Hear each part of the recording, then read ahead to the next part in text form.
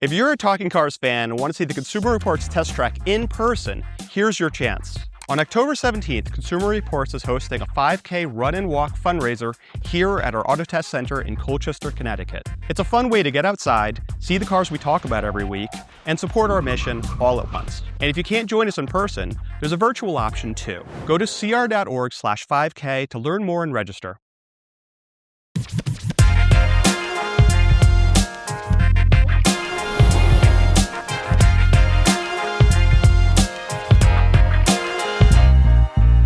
Hi, everybody. Welcome to another episode. I'm Mike Monticello. I'm Mike Quincy. So today is going to be a little bit kind of a different show, but don't worry. We're still going to have a ton of car buying information, ton of car information in general, but we have some big news to announce, which is that we're finally getting rid of Mike Quincy. I'm kidding, but Mike Quincy is retiring from Consumer Reports after a long career in the automotive industry. Well-deserved, but before he drives off into the sunset. Now, don't think that like just going to be this old man waxing poetic about his career. That's actually not what we're going to be talking about today. We want to glean every last bit of car buying advice out of this guy right here, and we're going to do that today. So buckle up and join us for what I'm calling Quincy's last ride. I don't know why anyone would want to take advice from me, but okay. So, Michael Quincy, longtime viewers and listeners of this podcast know that you have bought a ton of cars for Consumer Reports. And just to remind people, Consumer Reports, we buy every car we test anonymously. It's bought anonymously from local dealers. So they're not handouts from the manufacturers. And that's a big part of what we do is going to buy all these cars. And you've bought a ton. And because this guy is such a nerd in the best way possible, you kept a spreadsheet, which I just think is so awesome, Quince. You kept a spreadsheet of every car you've ever bought, including comments about how the car buying process went. And we're going to use a lot of that information today from you. So, but first, before we even get into all of this good information and the buying advice you're going to give people about how to do a better job, with that dealership experience, how many cars are we talking about that you bought over your years here at Consumer Reports, and how much money? How much of the people's money did you spend buying these cars? A little footnote here. It's more fun spending other people's money than my own. So I've bought 171 cars since 2001 for the Consumer Reports test program. That's a ton. And you mentioned the spreadsheet. The main reason I kept the spreadsheet was I wanted to make sure that I didn't keep going back to the same dealers, to be honest with you. Yeah. I mean, what if we're audited and it's like, oh, Quincy keeps going to the same dealers over and over and over. And, that wouldn't look good. And plus, I just wanted to, spread the love around and make sure that I hit a whole bunch of other dealers. And mostly the deals were done in Connecticut. Yep. But I've also bought cars in North Carolina, New Jersey, Massachusetts, Rhode Island. I went out to Long Island in New York and bought a Honda Fit. That was a noisy ride home. And all together, I've spent about $6 million of Consumer Reports money. Wow. In the 25 years that I've been buying cars here. Right. And super smart John Williams took the spreadsheet and kind of ran it through your chat GPT. That's the one. and kind of deducted that of all the cars that I've bought, 43% were Japanese, 24% were American, 14% German, 17% Korean, believe it or not, 2.9% Swedish, and then a little bit of British and Italian. And mostly what I bought were sedans and SUVs and crossovers.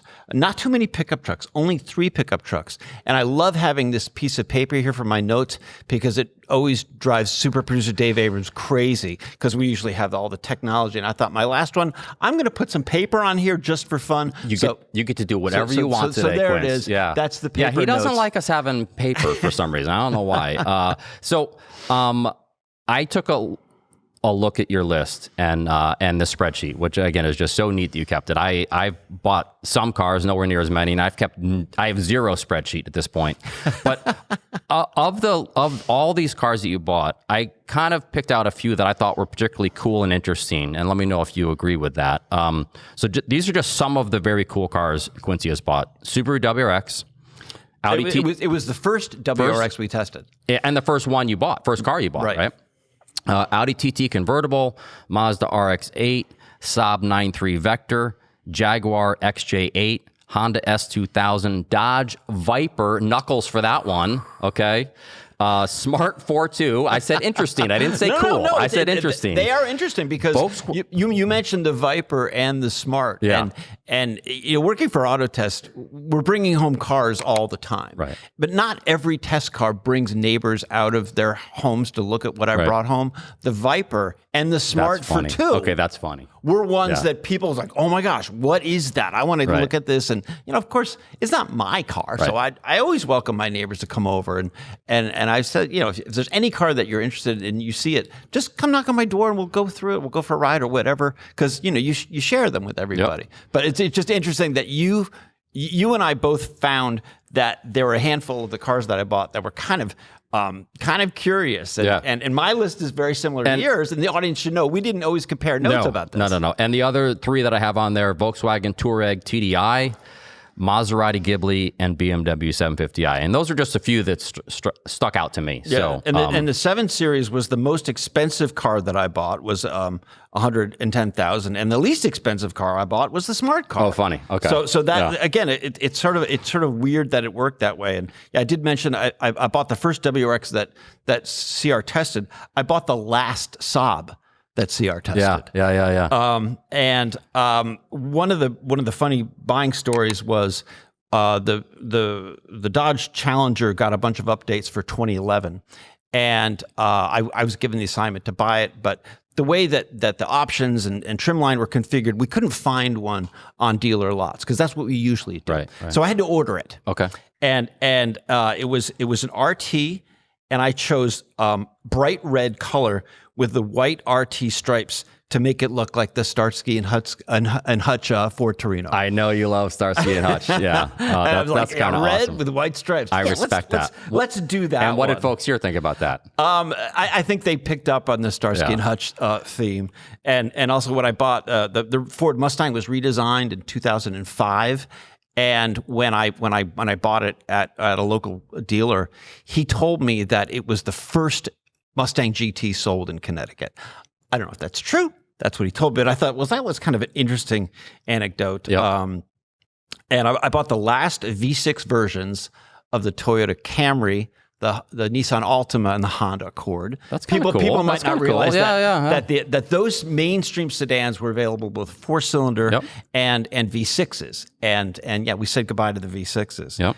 And that's so I had just a few little nuggets, tidbits from that spreadsheet, and we'll probably cover some others. Yeah. But so I'm glad you got a couple laughs. I got a lot of laughs.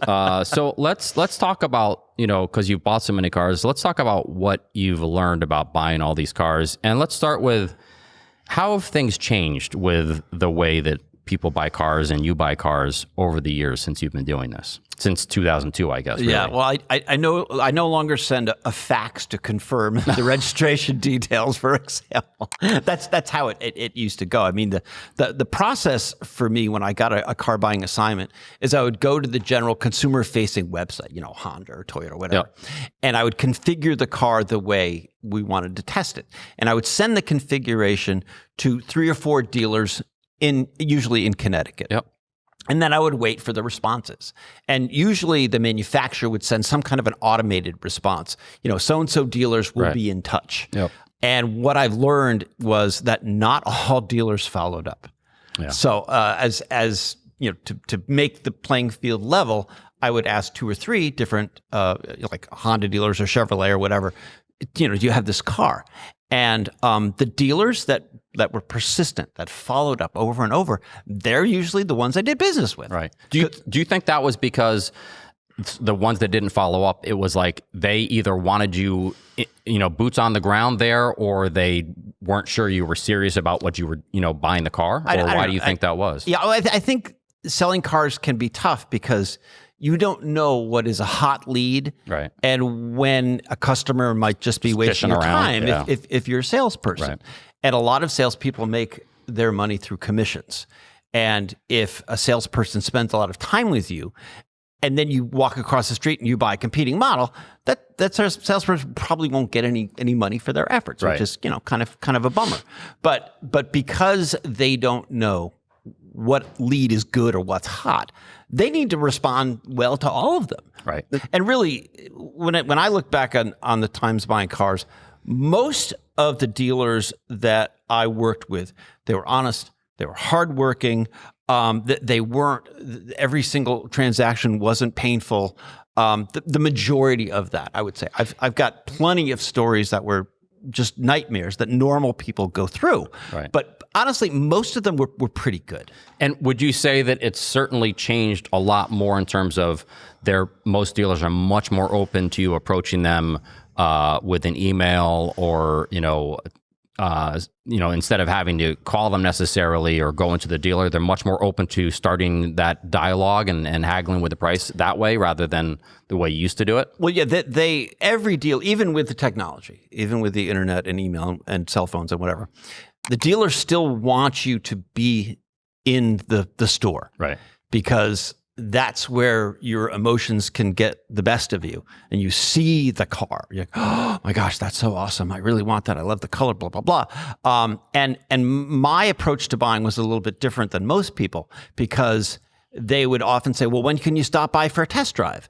And of course, we don't need a test drive. Right. Because we know we're buying it. Right. Right. And I would come up with some story like, oh, I was out visiting my brother in California, stopped by a dealer and I had a test drive. So I don't really need one, which was, sort of a lie, but It didn't really matter. The point is, I don't need a test drive. I only want to come to your store once. Right. That's to drop off the check, sign the paperwork, and get the car. And not all dealers were cool with that. But my buying process is different than regular folks. But has that gotten better? I would say it hasn't changed that much. Okay. They still really want to get you in there. Yes. Yeah. The more times you visit, the better. Okay. And that's can also be sort of a tactic to kind of wear you down.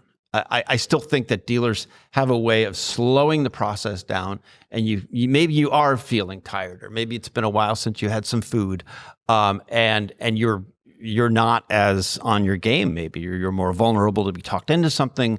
I'm not saying it happens all the time, but I think it still does happen. Yeah. And I think you have to be like aware of that when you're buying a car. Another thing that's funny, and you'll appreciate this because we're similar in age. I know I'm much older, but we're both named Mike. I mean, that's right there. We're both Mike. We both like cars. We have a lot in common. I don't know if you remember, in the 80s and the 90s, they said the computer was going to make a paperless office. Yeah. I got to tell you, buying cars, there's still tons of paper. Yeah. They print out everything, and you have to sign it over and over and over and over. So that also didn't change. In fact, maybe it even got worse because there's more regulations or more documents that their lawyers are saying, oh, make sure they sign this and this and this and over. So that, again, that it hasn't really changed that much. Yeah. So tell us what has gotten better with the car buying experience and what has gotten worse with the car buying experience.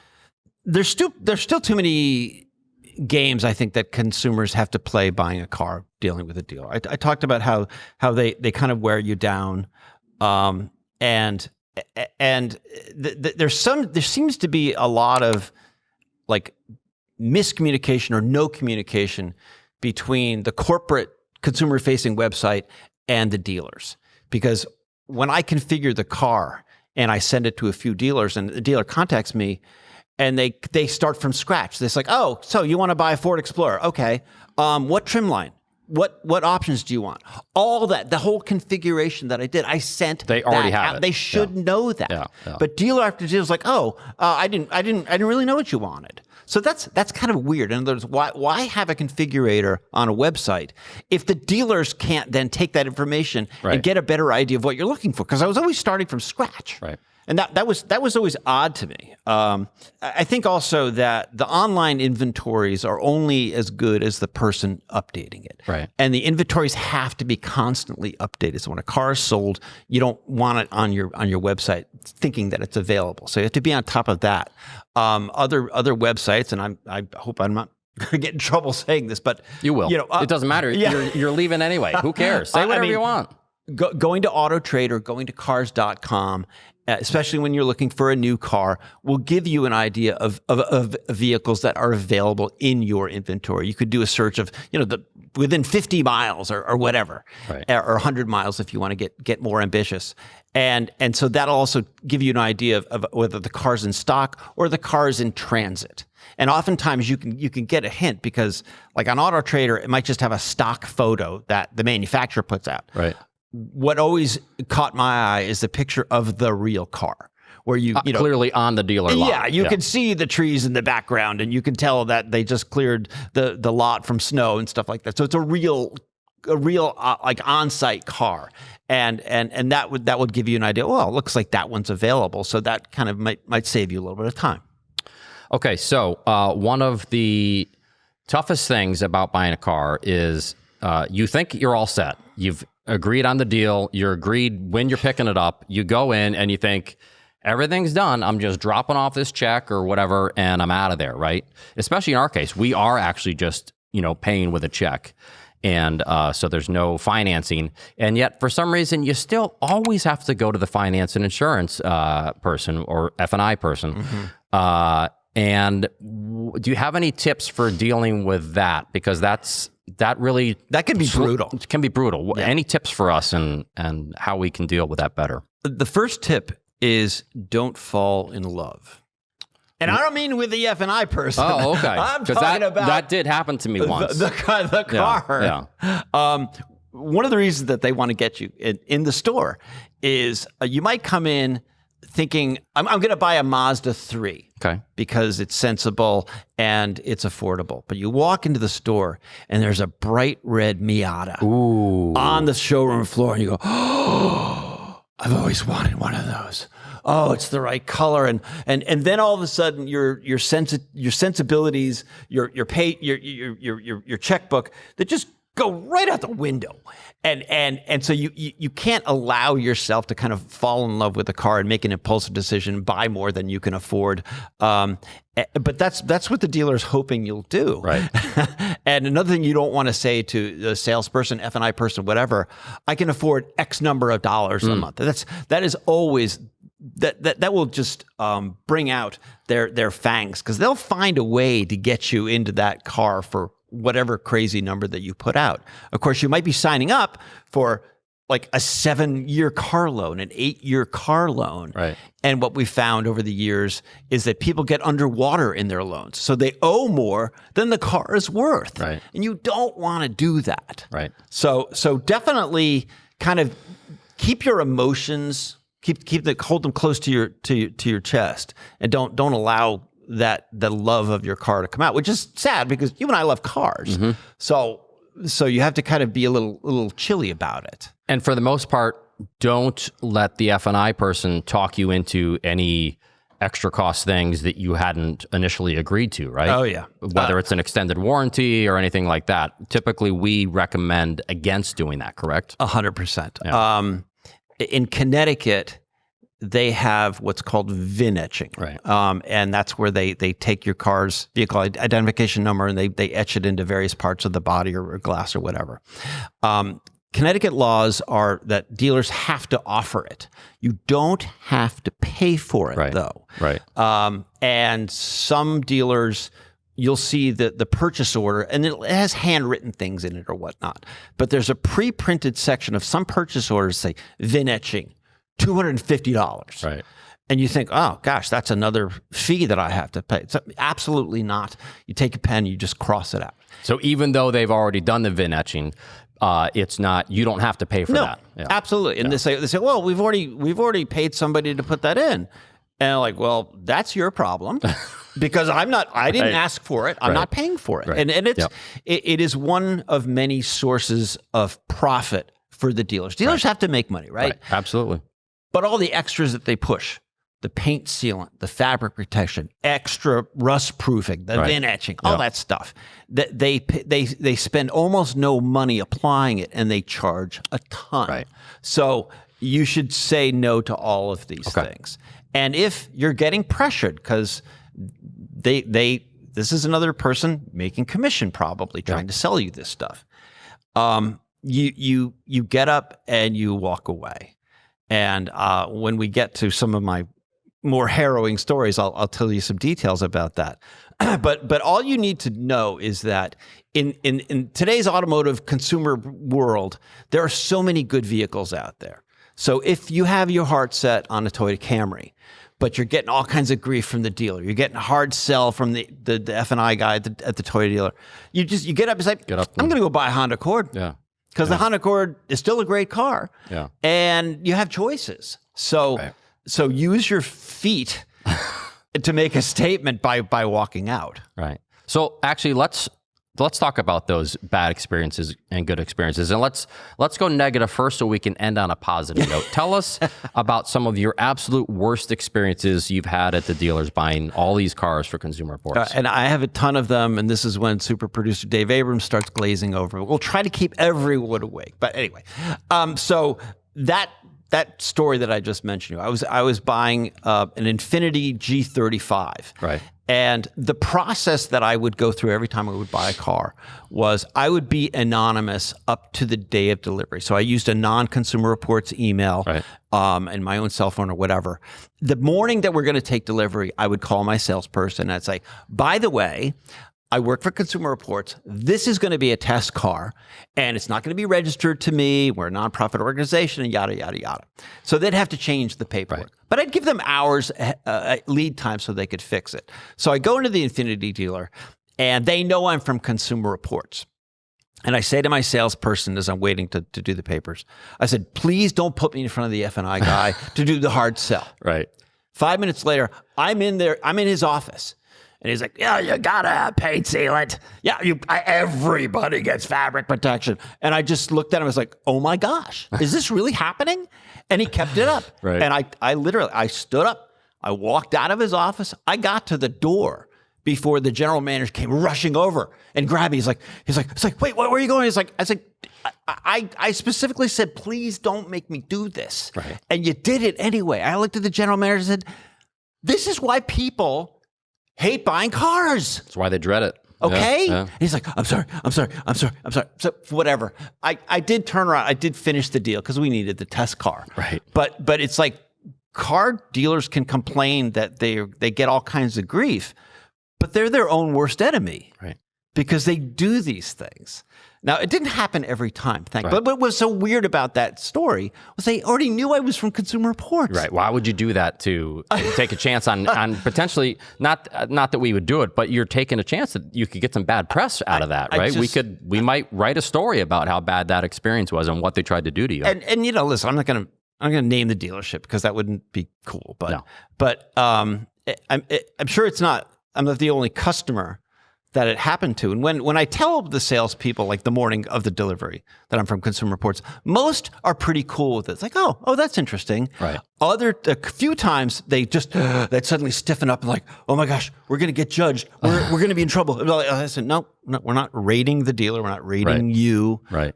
We just want to get the car and we want it to be smooth and blah, blah, blah. So that was also, a collective relief when I tried to say, we're from Consumer Reports. We're not out to get you or anything. Right. A lot of times that people have trouble, obviously, buying cars is dealing with the price. Right. That's always trying to negotiate the price. To negotiate. Yeah. I had a salesperson for I think it was a Lincoln Navigator that I was buying. He said we have very aggressive pricing, but he wouldn't give me the number between their price. Their dealer cost and the sticker price, because that's usually, if you're looking for a negotiation tip, that's usually what I would do. It's like, we've got your sticker price and you've got your cost. What's the number in between? Right. And if they get the number in between, we can spend, less than 5 minutes doing that. Everybody wins. So the dealer was not giving me the actual price of the car. And a day later, a different salesperson texted me a video of them walking around the car and talking about how awesome it was. But again, there was no price. And so I followed up. The salesperson said, well, we gave you the owner's cell phone number in hopes that you would contact him.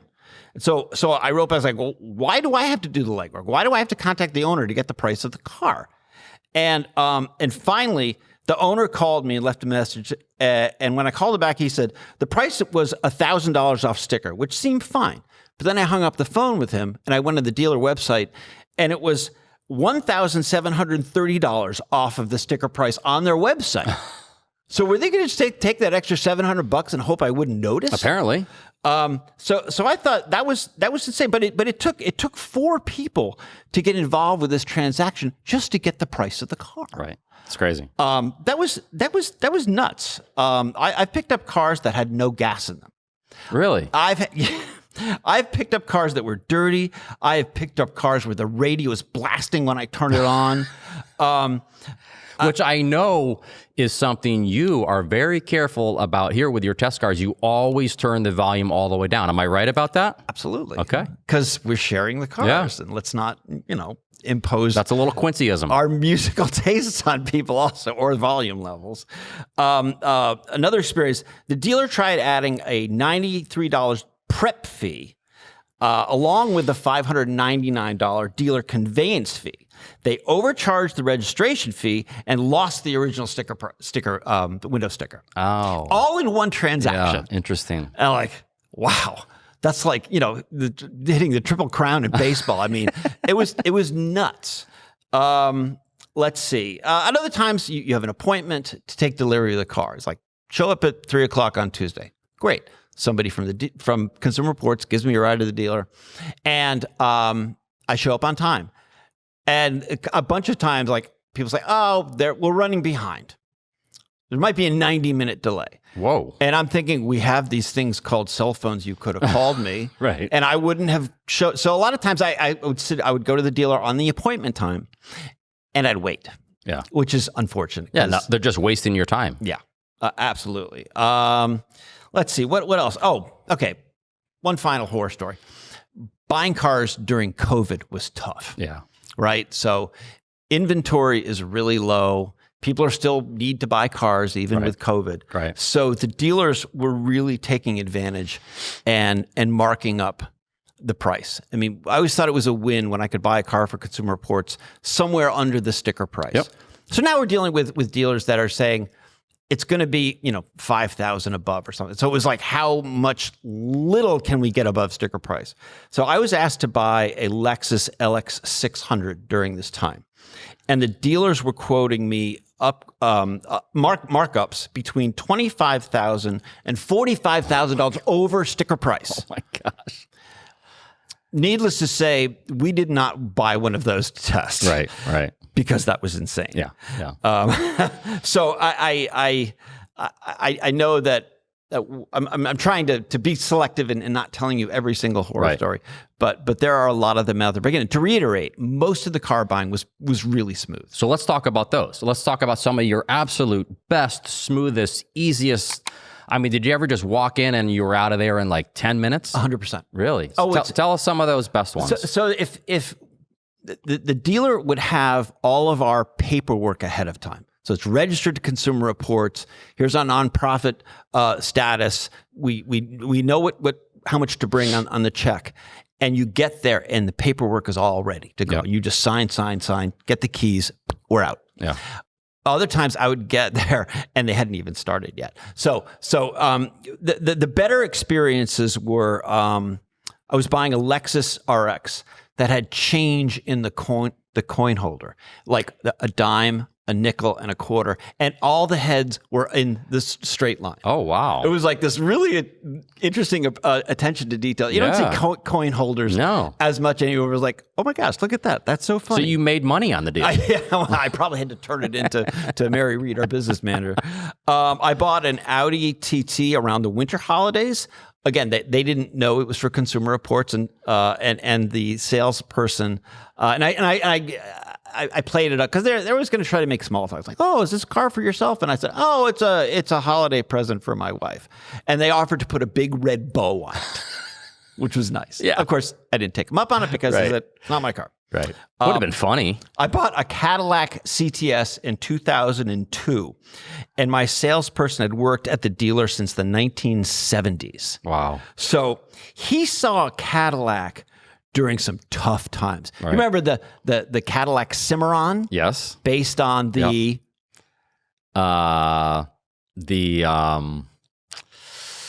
I think my grandparents had, I forgot what that car was. Chevrolet Cavalier. Yeah, okay, Cavalier. Okay, yeah. So the Cadillac was selling basically a gussied up Cavalier. Right. Do you remember the modular displacement V8 464 engines? Yeah. Okay, so that was a reliability disaster. Yeah. The technology was not up to, and it almost like sunk the whole division. Right. So this salesperson had to go through those dark days of selling Cadillacs. Right. He kept with it, which either meant, he really liked the brand. The dealership treated him well. He made enough money to keep it going. But most salespeople don't last that long at dealers. In fact, when I'm sitting across the desk from somebody buying a car, I'll often say, "How long have you worked here?" Yeah. And more often than not, that answers 6 months, right, a year. Salespeople usually will go to whatever is hot, whatever brand is hot, whatever model is hot, and they might flip from dealer to dealer. And it's a tough job. It's a really tough industry. I have great empathy for it. Yeah, but that's awesome that guy had done it for all those decades. Yeah, and been through the good and the bad times. It's rare to find somebody that lasts that long. Yeah. The final real kind of good story was when I bought the Dodge Viper. It's very exciting. Yeah. The delivery was on a Saturday, and so really, so my wife's like, "Yeah, I'll take you, and we'll bring the boys." And my boys were younger, whatever. And so I had all the paperwork done and the check and everything, and we showed up at the dealer, and after we got the keys and signed all the paperwork, the car was on the floor. Yeah. And the whole dealership crew was like lining around it because Vipers were not something you sold every day. Right. And let me guess. And they opened the doors and you did a giant burnout out of the dealership. That would have been actually kind of funny. But no, I didn't do that. But they did open the doors, and my oldest son, who was probably like, I don't know, 8 or 9 back then, he wanted to ride home in the Viper. Yeah. And I think the Viper had either a sensor, so it knew that he was light enough, or it was actually a button probably that you could twist to turn off the front airbag, so it was safe. Right. But to have the whole dealer like lining the car and fired up, and you know how loud they are. Yeah. My son is just grinning. That's awesome. From ear to ear, driving out in this bright blue Viper with white stripes going down the middle. That was definitely what a memory. memorable. What a memory. And I never thought in a million years Consumer Reports would test a Dodge Viper. Right. We test that Maserati Ghibli. A Maserati? Yeah. Are you kidding me? I don't know. It's kind of fun because you and I grew up, reading all the enthusiast magazines, and CR didn't have a history of doing crazy stuff like that. Right. And I thank the management that they saw, the collective wisdom of let's also buy and test some really fun, silly enthusiast cars, because we love cars, and let's tell our audience how much we love cars. Right. So that's some good stuff, Quince. So since you're retiring, no more different test car every night. You actually have to buy your own car. For the first time in a long time. So where are you with that? What are you thinking about buying? Like, what's on the list? And how can I help you? He's been bothering us folks for months, asking everyone what he should buy. And he always turns us down. Whatever we come up with is not good enough. It's not the exact perfect car. Okay, so what's on the list? Where are we? We're gonna speak truth here. Everyone is asking me what I'm buying. Okay, I'm suffering from information overload. I'm suffering from being surrounded by people that are so smart. Where? I'm surrounded by some of the smartest minds in the automotive world.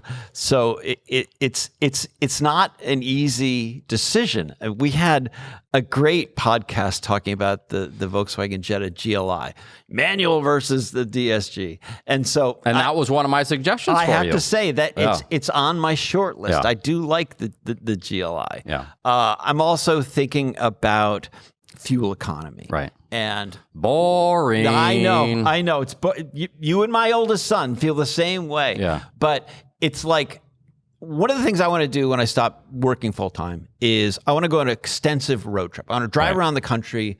I want to catch up with friends that I've known either from high school, college, in the auto industry, whatever.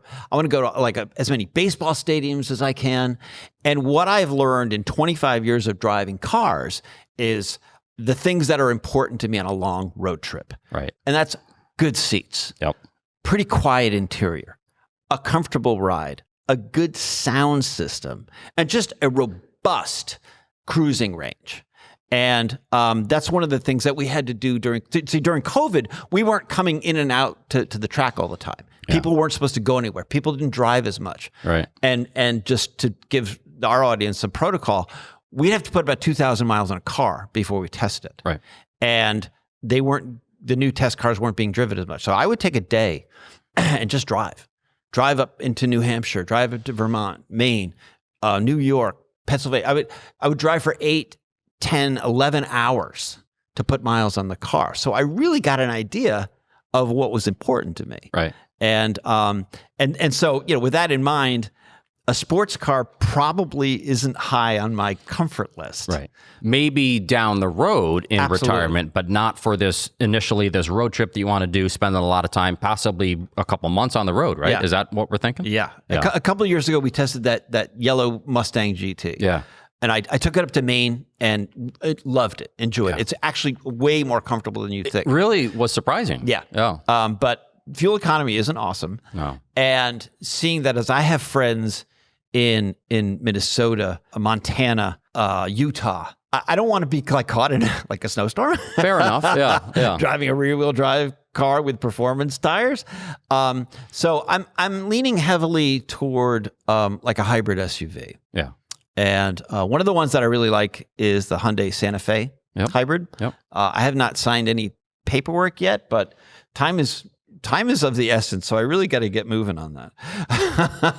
We'll see. I mean, if only super producer Dave Abrams had a video question of somebody that had the same kind of dilemma.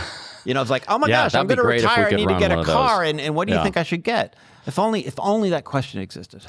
Hey, Talking Cars, this is Mike from Marlborough, Connecticut.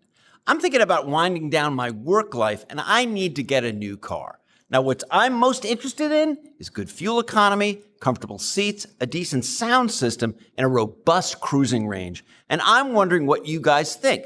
Should it be a fuel-efficient hybrid SUV, a sedan, I don't know, crazy sports car? Let me know. Thanks so much, and keep on talking cars.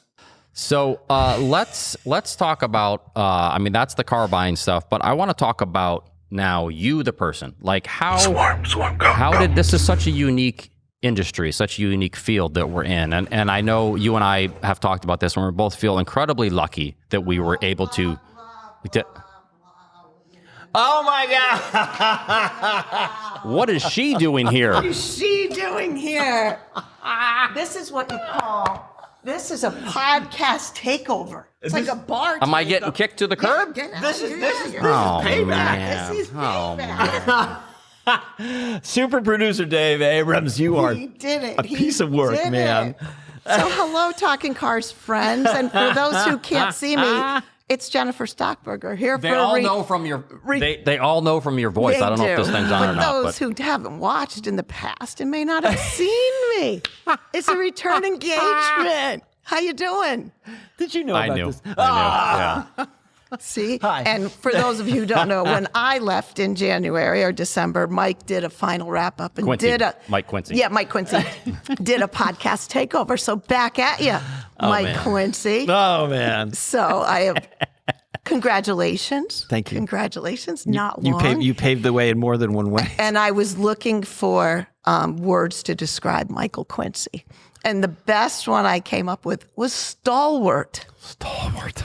And I looked Super up producer Dave Abrams said exhausting. Yeah. That's what he just said about both Tiresome. of us. Both of us. What was the working title of this podcast originally? Good riddance. Good riddance. Oh my God. No. Dave's not always the nicest person to us.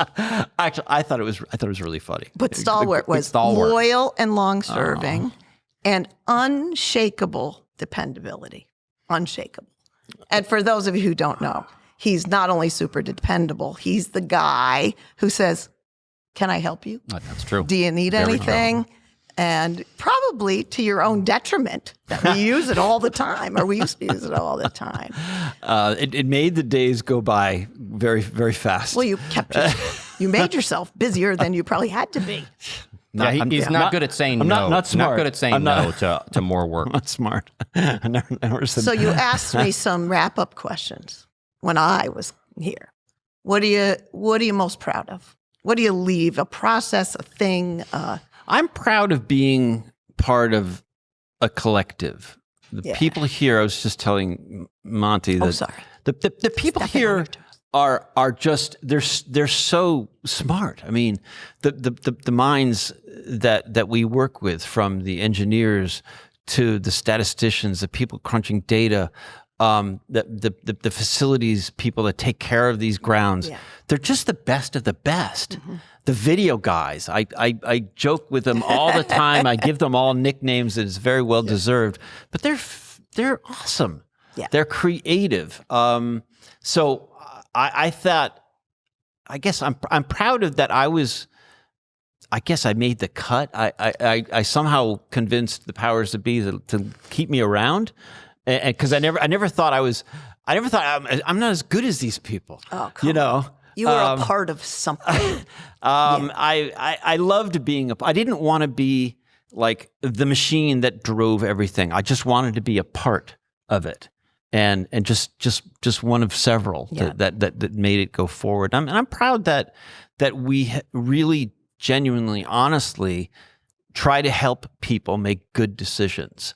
And whether it's you're focusing on reliability, safety, fuel economy, or you like the car, the way the car looks or feels, the intangibles that you and I feel so strongly about, why we love cars. So how can we help people figure out what to buy? And I think we've done a pretty good job. I feel like that means more to you than just about anybody I know here, like in terms of how important it is to you. Like, it's not just a job for you, is what I see in working with you every day. It's that you so believe in the cause of delivering unbiased road tests and testing on all these vehicles, without any advertising from any automakers.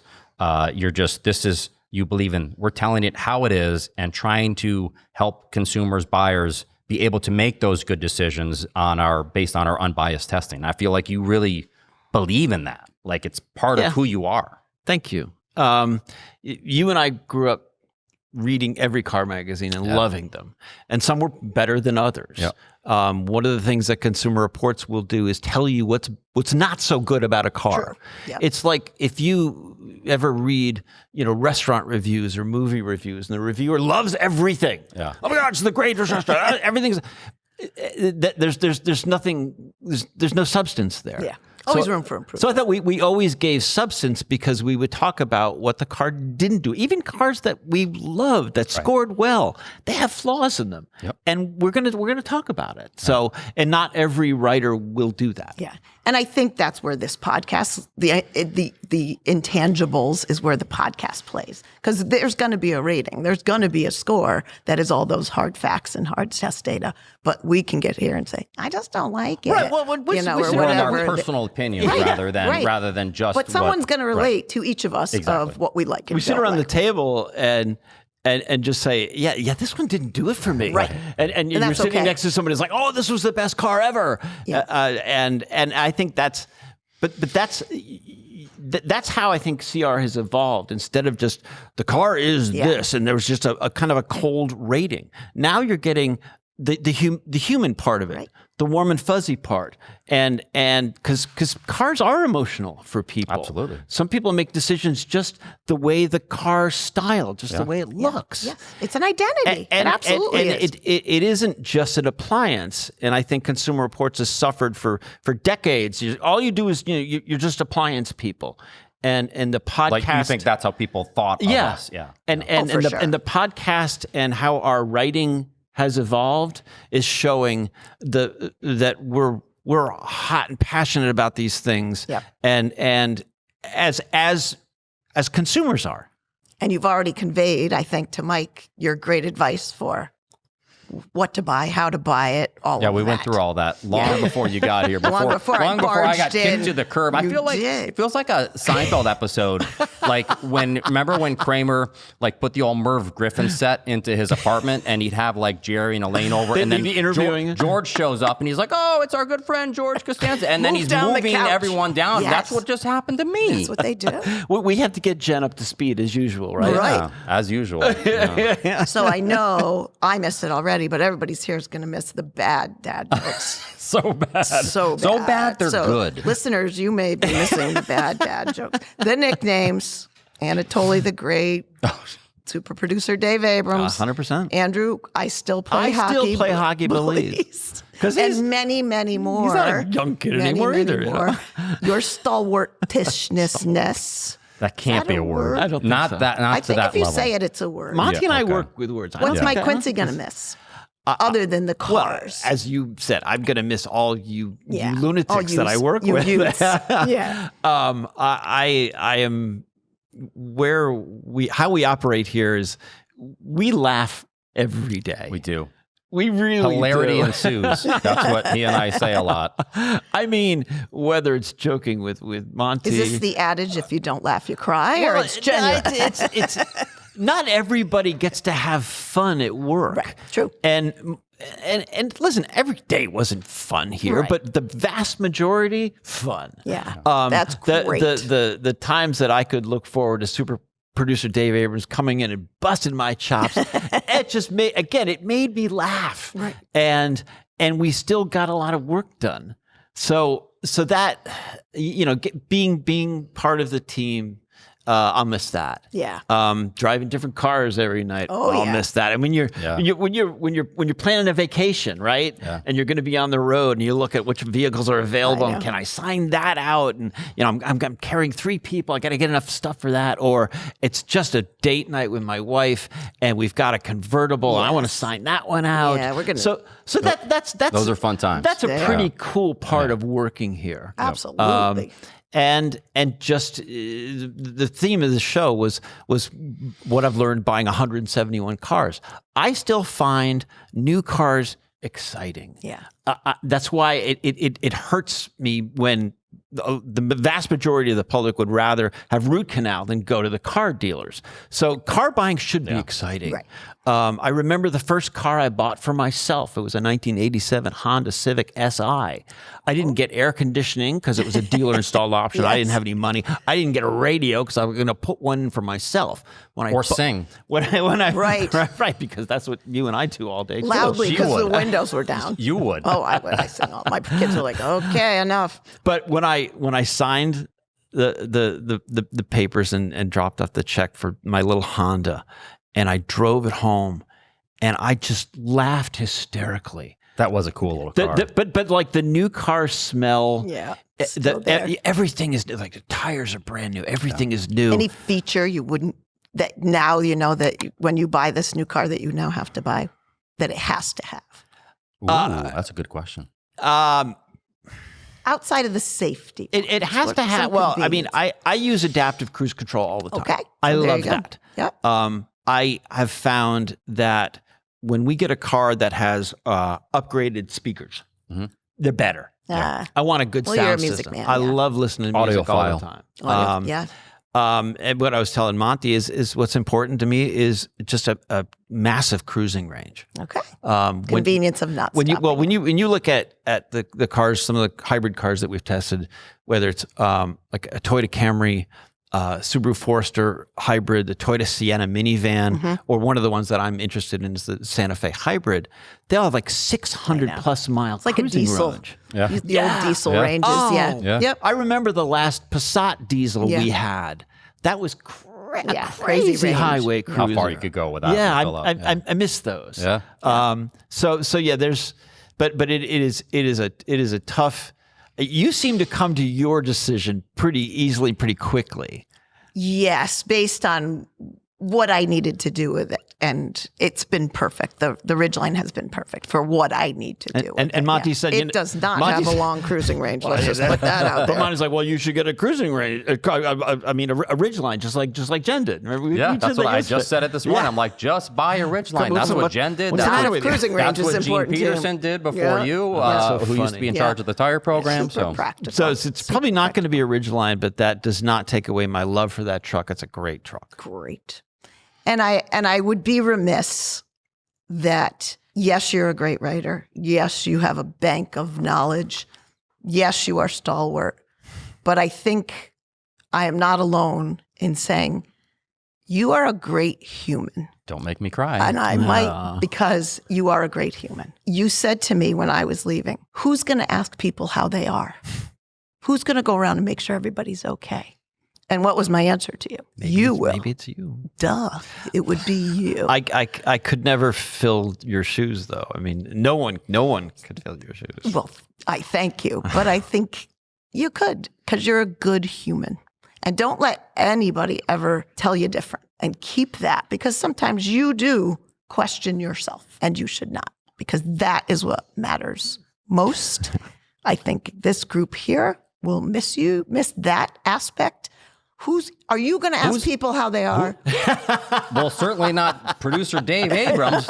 He's not going to be the kind one asking people how they're doing. But I think that He's got a job to do. That will be felt. That will be felt in a few weeks when Mike Quincy is no longer saying, "How's everybody doing?" Oh, we're going to miss you big time. Yeah. Big time. So, and I bet this audience will miss the jokes. Maybe not, but they'll miss your take. They'll Remember miss the Mike Quincy take. The manual transmission Jetta GLI. I'm not neutral on that transmission. Oh my gosh. Okay.